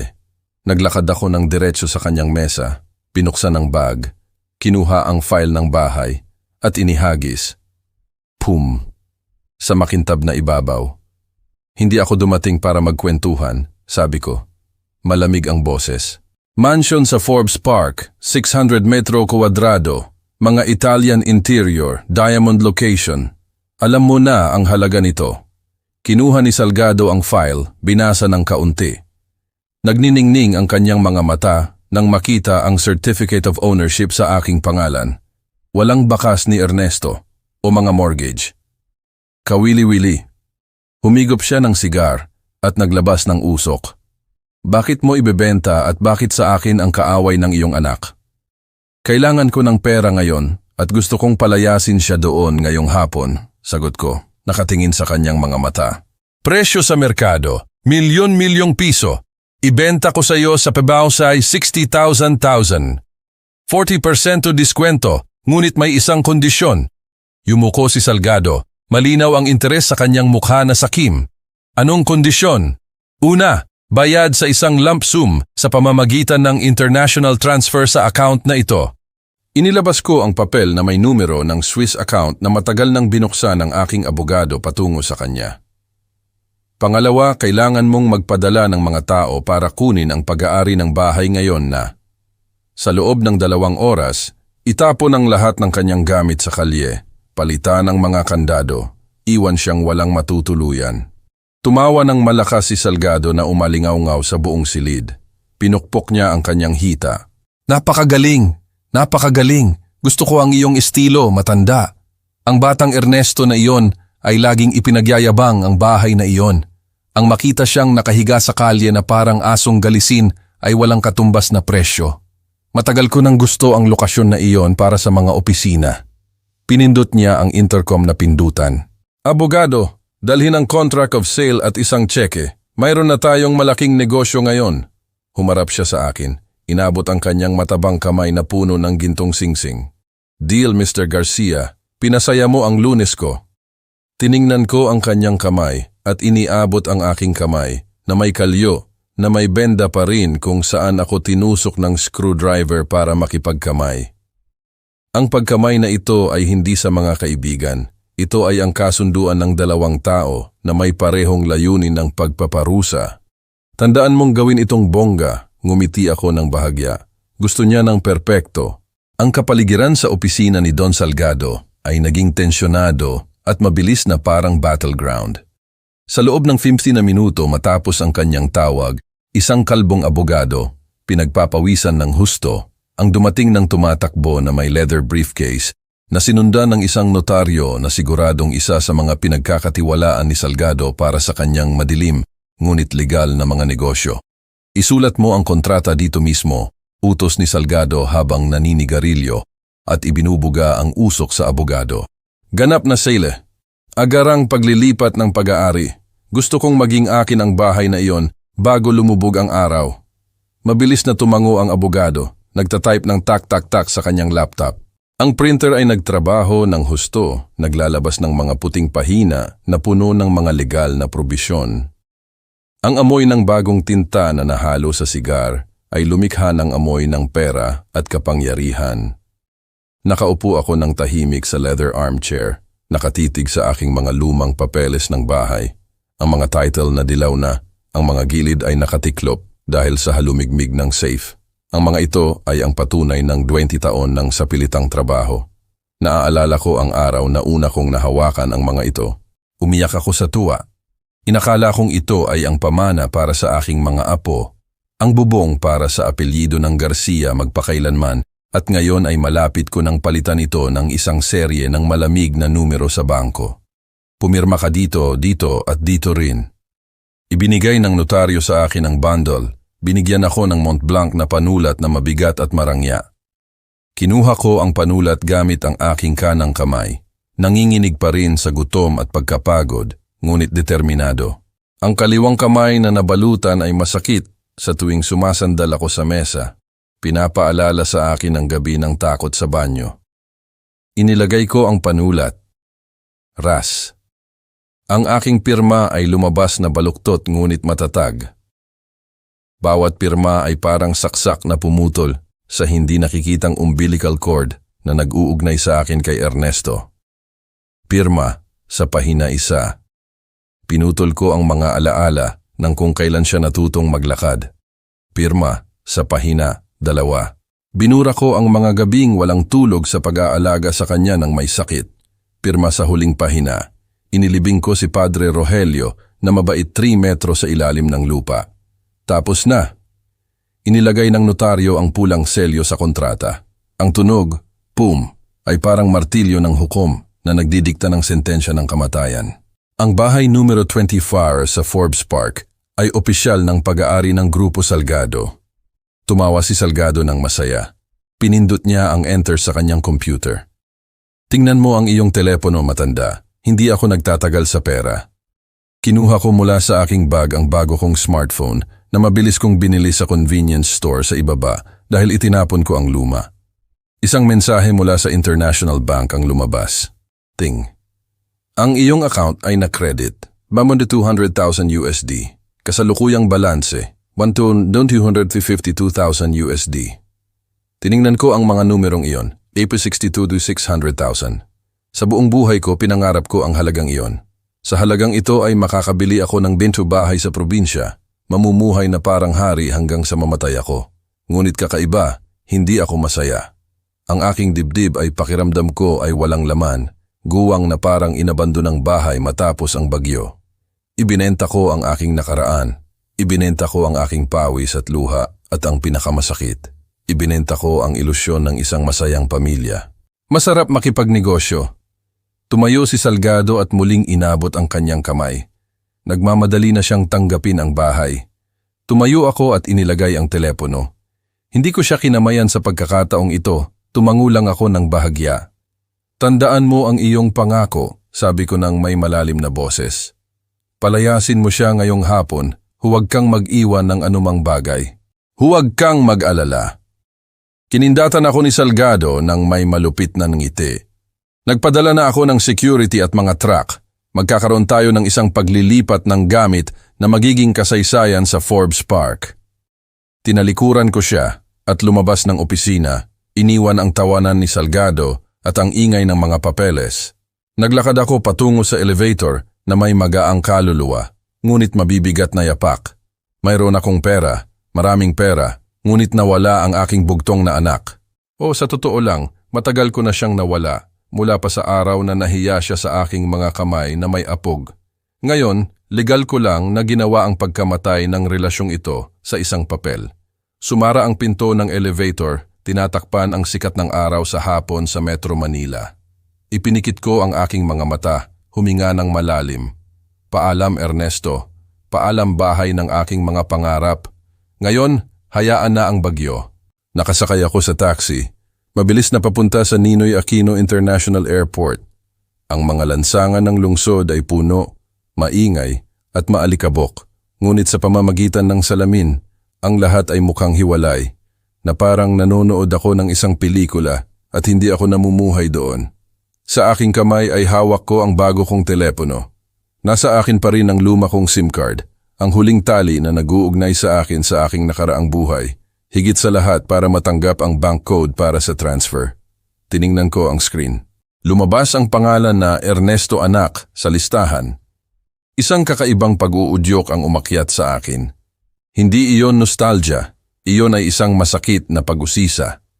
Gusto kong malaman kung sa sandaling ito, nakaupo sa kanyang tuktok ng imahinasyong kasikatan. Naalala niya ng kaunti ang kanyang ama, na ayon sa kanya ay nakakulong sa dilim at gutom. Nanginginig ang aking daliri sa screen. Tinawagan ko siya. Tut, tut. Matagal na tumunog. 1, 2, 3 tono. Kumirot ang puso ko. Sagutin mo, anak. Sagutin mo at sabihin, Itay, maayos ka ba? Kahit tanungin mo lang iyan, marahil ay sasabihin ko kay Salgado na huminto. Marahil ay patatawarin kita. Sa huli, ako ang iyong ama. Tut. Click. Naputol ang tawag. Binabaan niya ako. Abalado siya. Oo nga. Sa oras na ito, sigurado akong nasa mahalagang meeting siya, nagmamayabang sa mga empleyado, o nilalandi ang kanyang sekretarya. Ano ang kahalagahan ng isang matanda at walang silbing nakakulong sa banyo para sagutin ang tawag? Ting. Agad na dumating ang isang mensahe. Predetermined message o mabilis niya itong isinulat sa ilalim ng mesa. Nasa mahalagang meeting ako. Huwag kang makulit. Sa gabi ko ipapaliwanag. Manatili ka lang sa kwarto. Huwag kang gumawa ng gulo. Binasa ko ang mensahe. Binasa ko ng 3 beses. Huwag kang makulit. Manatili ka lang. Iniisip pa rin niya na nakahiga ako doon sa inodoro, naghihintay ng kanyang awa. Wala siyang kahit kaunting pag-aalala. Ang kanyang kalupitan ay hindi isang biglaang galit. Ito ay ang kanyang kalikasan. Tinitingnan niya ako bilang isang pasanin, isang nakakainis na alaga na kailangan ikulong kapag may bisita. Naglabas ako ng tawa, isang magaan na tawa, kakaibang tahimik. Ang huling pagdududa ay nawala sa mensaheng iyon. Salamat, Ernesto. Salamat sa pagpapakita sa akin na ang pagbebenta ng bahay ang pinakamagandang ginawa ko sa buhay ko. Huminto ang taxi sa International Terminal. Nakarating na tayo, boss, sabi ng driver. Nagbayad ako, binigyan siya ng PT 2000 na tip na nagpakinang sa kanyang mga mata. Bumaba ako, nilalanghap ang hangin na amoy jet fuel. Ngunit para sa akin, mas mabango ito kaysa anumang pabango. Inalis ko ang takip ng cellphone, kinuha ang maliit na SIM card. Ang maliit na piraso ng plastic na iyon ay naglalaman ng lahat ng kanyang tawag na humihingi ng pera. Ang kanyang malamig na mensahe, ang kanyang mga kasinungalingan. Pumunta ako sa basurahan sa pasukan. Paalam, bulong ko. At ibinagsak ang SIM card sa basurahan. Lumubog ito sa pagitan ng mga bote at upos ng sigarilyo. Tinalikuran ko siya, itinaas ang kwelyo ng aking jacket at pumasok sa revolving door. Mula sa sandaling ito, si Rogelio Garcia, ang matanda at naghihirap na ama, ay namatay. Ang pumasok sa business class check-in ay isang malayang milyonaryo at malapit ng simula ng kanyang tunay na buhay. Pumasok ako sa terminal. Ang malamig na air conditioning ay dumampi sa aking mukha. Ganap na kaibahan sa init sa labas at sa hurno ng banyo 2 araw na ang nakalipas. Puno ang paliparan, ngunit sa business class check-in, tahimik. Ang dalaga sa counter, walang bahid. Tiningnan ako. Ang kanyang tingin ay huminto ng kaunti sa aking lumang damit at maruming sapatos. Sa reflex, sasabihin niya sa akin na pumunta sa economy class. Ngunit mabilis kong inilagay ang aking pasaporte at ang itim na card na nakuha kong palitan kasama ang bagong account sa counter. Isang tiket patungong Paris, ang pinakamalapit, first class. One way lang, sabi ko ng kalmado, ngunit matatag. Kumurap ang dalaga, nagbago ang kanyang ugali agad. Opo sir, sandali lang. Hawak ang boarding pass, dumaan ako sa security. Pakiramdam ko ay magaang, walang checked baggage, walang mga kalakip. Ang tanging bagahe ay ang mga peklat sa puso, ngunit balak kong iwan ang mga ito dito sa Pilipinas. Ang una kong ginawa pagpasok sa duty-free ay hindi ang hanapin ang pinto. Dumiretso ako sa isang tindahan ng mamahaling damit. Hugo boss, kailangan ko ng suit. Lahat, kamiseta, kurbata, sapatos, pati panloob. Itinuro ko ang mannequin at gusto kong isuot ito ngayon. At ang lumang damit, pakiusap, itapon sa basurahan. 15 na minuto pagkatapos ay lumabas ako. Sa salamin ay wala na ang matandang Rogelio na mason. Ang lalaki sa salamin ay may suot na gray ash suit na pinong gupit, makinang na sapatos na gawa sa Italiano, nakasuklay. Mukha akong modelo ng matagumpay na negosyante na laging iniimbento ni Ernesto. Ang pagkakaiba ay ang negosyanteng ito ay totoo at ang pera sa bulsa ay totoo rin. Pumunta ako sa business lounge. Amoy ng kape, mga pastries, smooth jazz. Pinili ko ang isang silya sa tabi ng window pane, nakatanaw sa runway. Ano po ang gusto niyo, sir? Isang waiter ang yumuko. Isang pulang alak ang pinakamagandang mayroon ka. Nang mailagay ang ruby glass sa mesa, inangat ko ito at pinaikot. Ang sikat ng araw sa hapon ay sumisinag sa alak. Uminom ako ng isang lagok, ang lasa ay tuyo sa dila, pagkatapos ay matamis. Masarap, talagang masarap. Bakit sa napakaraming taon, uminom ako ng tubig mula sa gripo at kumain ng tuyong tinapay para makatipid ng sentimo? Bakit tinanggihan ko ang lahat ng kasiyahan para lang ibigay sa isang anak na binayaran ako ng pagtataksil? Tiningnan ko ang bintana. Isang higanting Boeing 7647 ang dahan-dahang gumulong. Aalis na ito, iniiwan ng lupa, iniiwan ng gravity, umaakyat sa langit. Pupunta rin ako sa isang bagong abot-tanaw kung saan walang nakakaalam kung sino ako. Walang sino mang humuhusga sa akin dahil sa aking mga kamay na may kalyo. Tiningnan ko ang relo. 5:00 ng hapon. Sa kabilang panig ng lungsod, sa mansyon 24 ng Forbes Park, siguradong pumapasok na ang hukbo ni Salgado. Si Ernesto ay nagmamaneho pa uwi, sumisipol ng masaya, nang hindi nalalaman ang bagyo na naghihintay sa kanya. Suwerte, anak, bulong ko sa baso, nakangiti ng pahilig. Aalis na ako, malaki ang mundo at nagsisimula pa lang akong makilala ito. Ininom ko ang alak, tumayo at naglakad patungo sa boarding gate. Ang aking mga yapak ay kalmado, tiwala. Hindi ako lumingon. 5:00 ng hapon. Malakas ang sikat ng araw sa mga lansangan ng lungsod. Si Ernesto Garcia ay nasa likod ng manibela ng kanyang itim na Porsche Cayenne. Pinupukpok ang kanyang mga daliri sa ritmo ng reggaeton. Pakiramdam niya ay hindi ka panipaniwala. Isang napakagandang araw ng trabaho. Nakasara siya ng isang pre-contract at ang hangover ng kaluwalhatian mula sa engagement party ay nasa ulap pa rin. Tiningnan niya ang relo. Oras na para umuwi at ayusin ang problema na nakakulong sa banyo. Ang imahe ng kanyang ama na nakakulong ng halos 100 oras ay pumasok sa kanyang isipan, ngunit wala siyang naramdamang kahit kaunting pagkakasala, tanging inis lang. Sigurado ang matanda ay namamatay na sa gutom. Humalik siya sa kanyang dila, iniisip ng may kayabangan. Kukuha ako ng pizza o ilang malamig na tacos at ihahagis ko sa kanya. Probinsyano siya. Kaya niya iyon. Hindi siya mamamatay sa pag-aayuno ng 2 araw. Nasa kanya na ang script para manipulahin siya. Magpapanggap siyang biktima.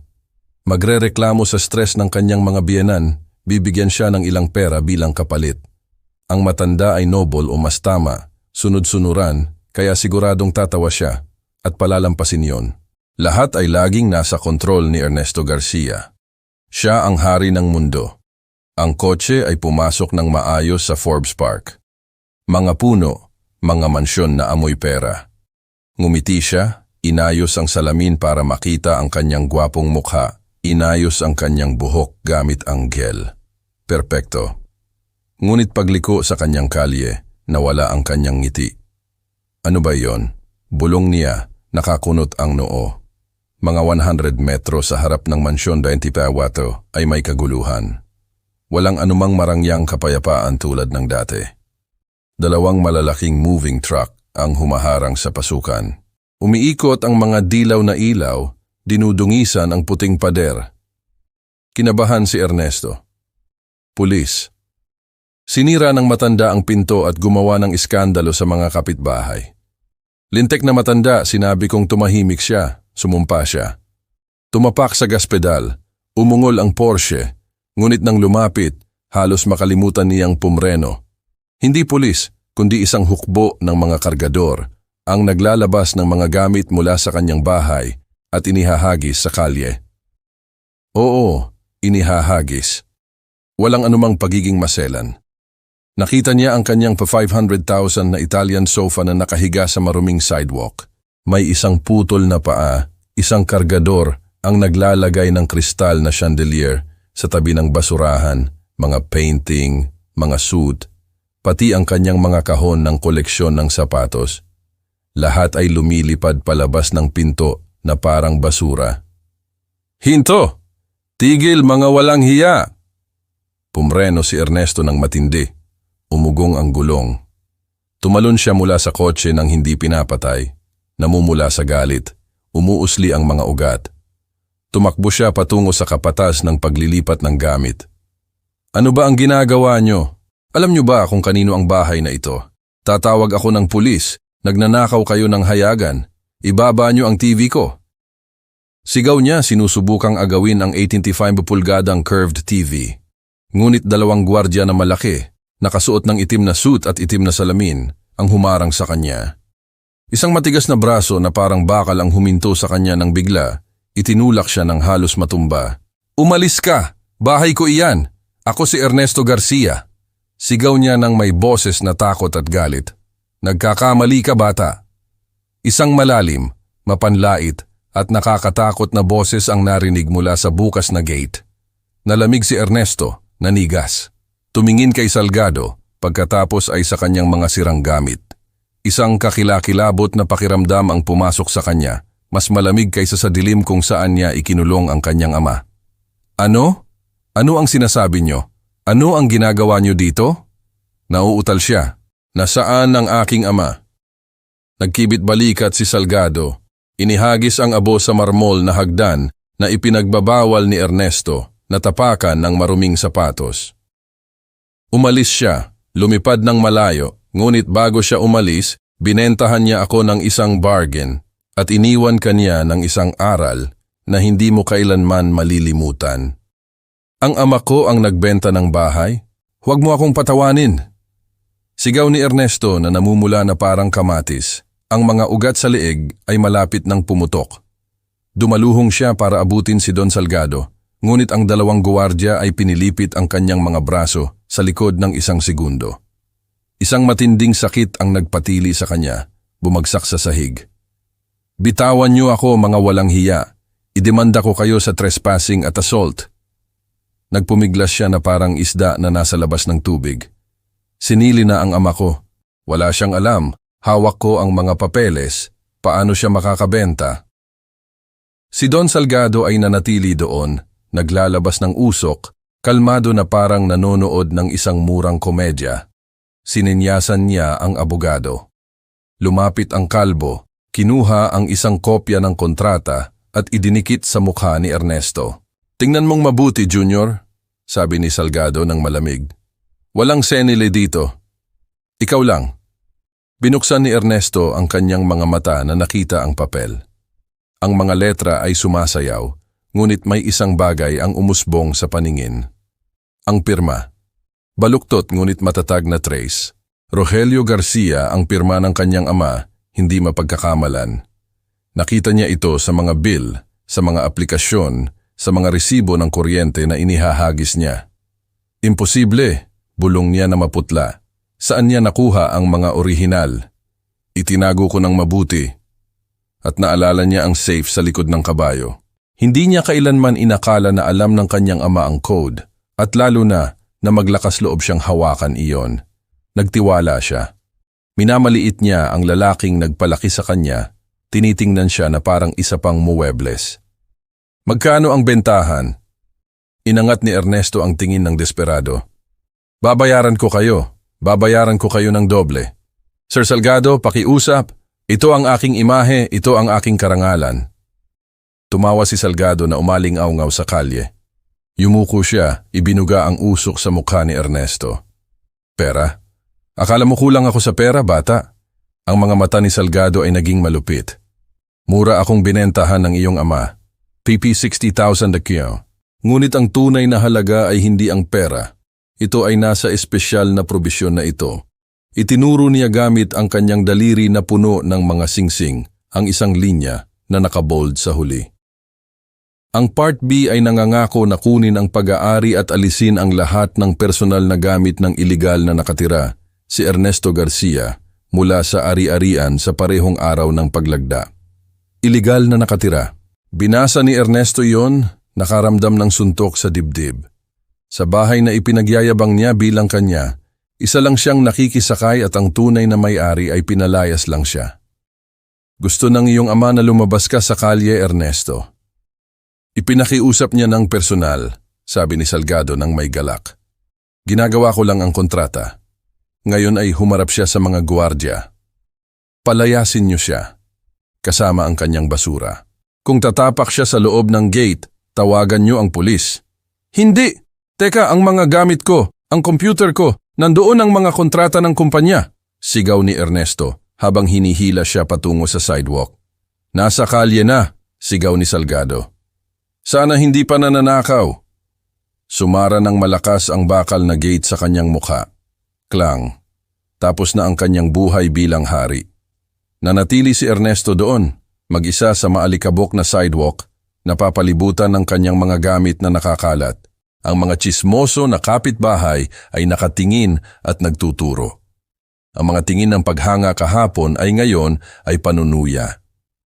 Tiningnan niya ang balcony kung saan siya nagtatoast kahapon. Ngayon, nandoon si Salgado, kumakaway na parang nanalo. Lumuhod si Ernesto sa pagitan ng kanyang mga damit na nakakalat, hawak ang kanyang ulo. Ang kanyang mundo ay gumuho ng mas mabilis at mas malupit kaysa sa kanyang inakala. At ang naghagis ng unang bato ay ang kinulong niya ng 2 araw. Si Ernesto ay nakaluhod pa rin sa pagitan ng mga labi ng kanyang buhay. Sinusubukang pulutin ang kanyang mga relo ng Rolex na nakakalat. Nang tumunog ang isang pamilyar na preno sa tabi ng sidewalk, bumukas ang pinto ng isang perla puting Mercedes. Bumaba ang mga pulang high heels na may pula ang suwelas ng may kayabangan. Si Carla. Huminto ang puso ni Ernesto. Hindi niya inaasahan na darating siya ngayon. Ang appointment ay 7:00. Tumayo siya ng nangangalog, sinusubukang takpan ang kaguluhan ng kanyang katawan, inayos ang kanyang baluktot na kurbata. Carla, mahal ko, nauutal siya na may nakakaawang ngiti. Bakit ka ang aga? Inaayos ko ang paglilinis para... Hindi siya tiningnan ni Carla. Ang kanyang mga mata na may makeup ay dumaloy sa kaguluhan. Sofa na nakakalat, damit, mga painting, at sa gate ay 2 gwardya na masama ang tingin sa kanya. Ano ba ito, Ernesto? Malamig ang kanyang boses. Sabi mo ay ire-remodel nyo. Bakit nyo itinatapon ang mga gamit mo sa kalye na parang ikaw ay isang pinandidirihan? Lumunok si Ernesto habang pinagpapawisan. Isang misunderstanding lang ng mga papeles. Matanda na kasi ang ama ko, sinayle na. May napirmahan siyang mali sa ilang manloloko. Tinawagan ko na ang abogado. Bukas ay mababawi ko ang bahay. Mababawi? Ha ha ha ha. Ang tawa ni Salgado ay umalingaw-ngaw sa kalye. Hello, maganda! Sigaw ni Salgado nang may panunuya. Huwag kang maniwala sa uhugin na iyan. Anong bahay ang babawiin niya? Hindi naman iyan sa kanya. Isang pabigat lang iyan ng kanyang ama. Nagbago ang mukha ni Carla. Tiningnan niya si Ernesto nang may pag-aalinlangan. Ernesto, ano ang sinasabi niya? Sabi mo ay binili mo yan gamit ang iyong bonus. Huwag kang maniwala sa kanya. Kaaway ko siya. Gusto niya tayong paghiwalayin. Sigaw ni Ernesto, sinusubukang hawakan siya, ngunit lumayo siya. May mas maganda pa, patuloy ni Salgado na parang nagkukwento ng biro.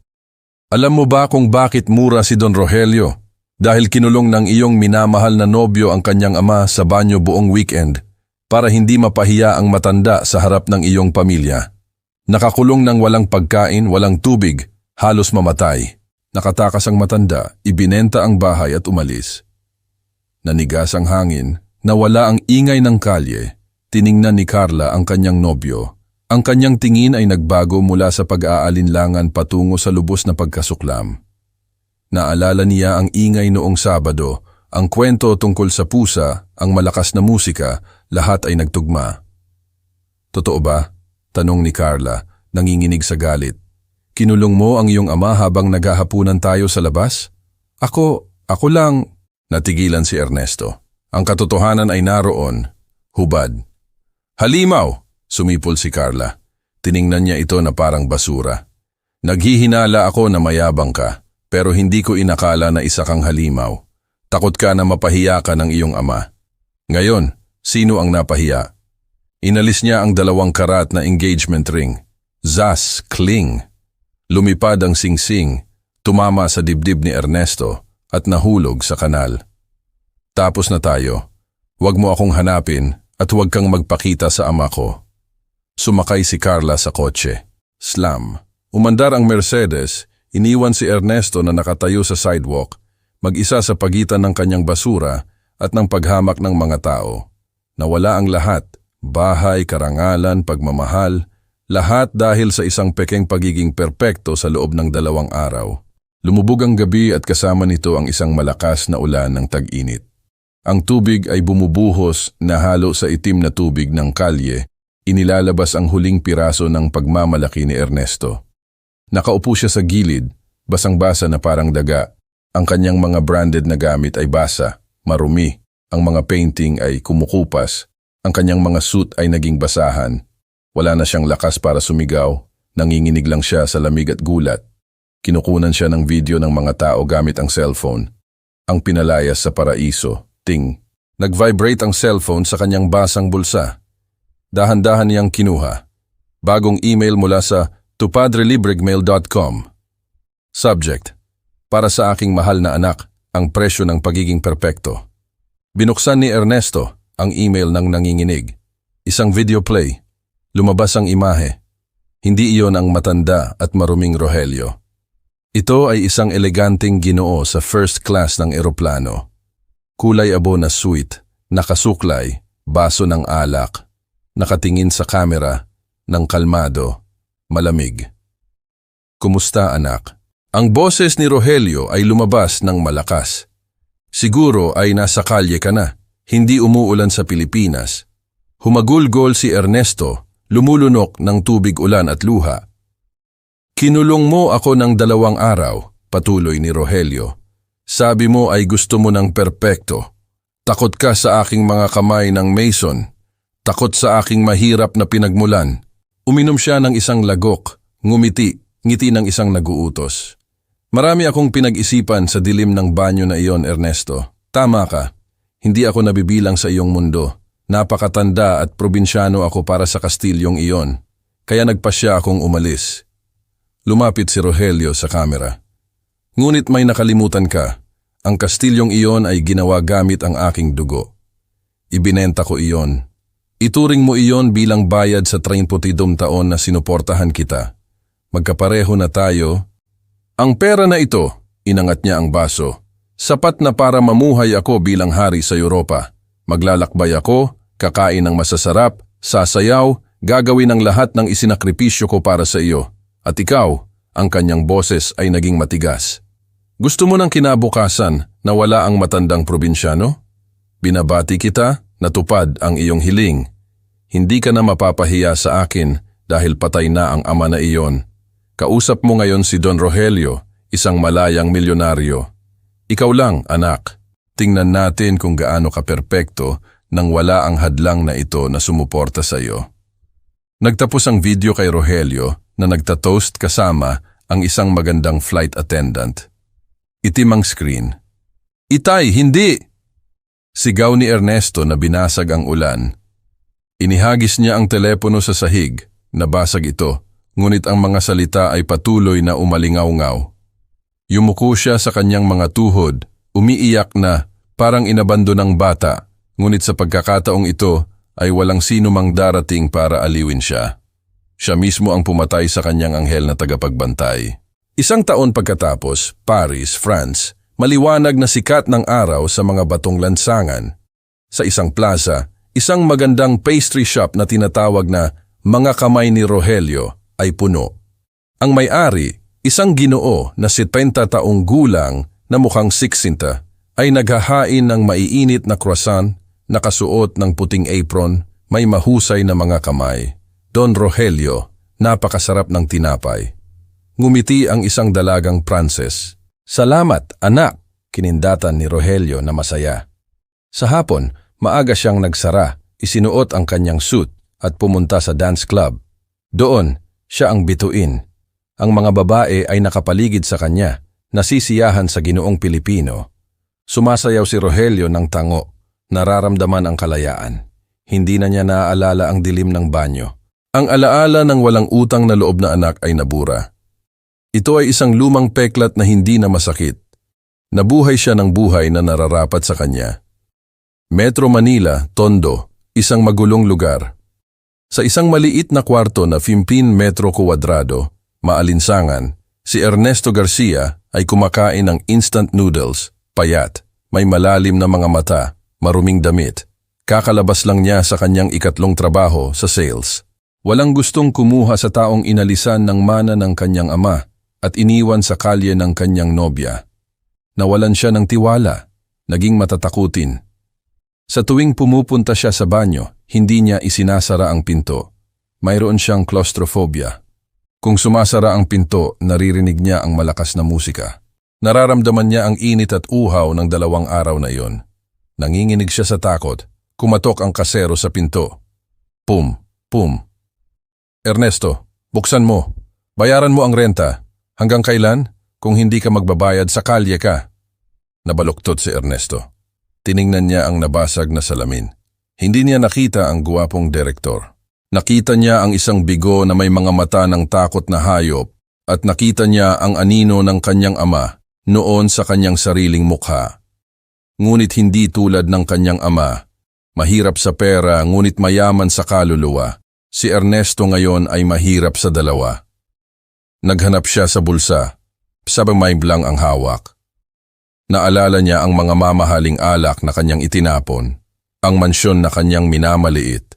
Yumuko siya sa mesa, umiiyak sa maalikabok na kwarto. Kinakain siya ng huling pagsisisi. Iyon ang kanyang habambuhay na pagkabilanggo. Sa kabilang panig ng dagat, sumasayaw ang kanyang ama ng tango sa paglubog ng araw. Dito, lumulubog si Ernesto sa kanyang sariling dilim. Kung nabighani ka sa kwentong ito, like ang video, subscribe sa channel, at ibahagi ang iyong mga saloobin sa mga komento sa ibaba. Para makinig sa susunod na kwento, i-click ang box sa kaliwa ng screen. Salamat sa panonood.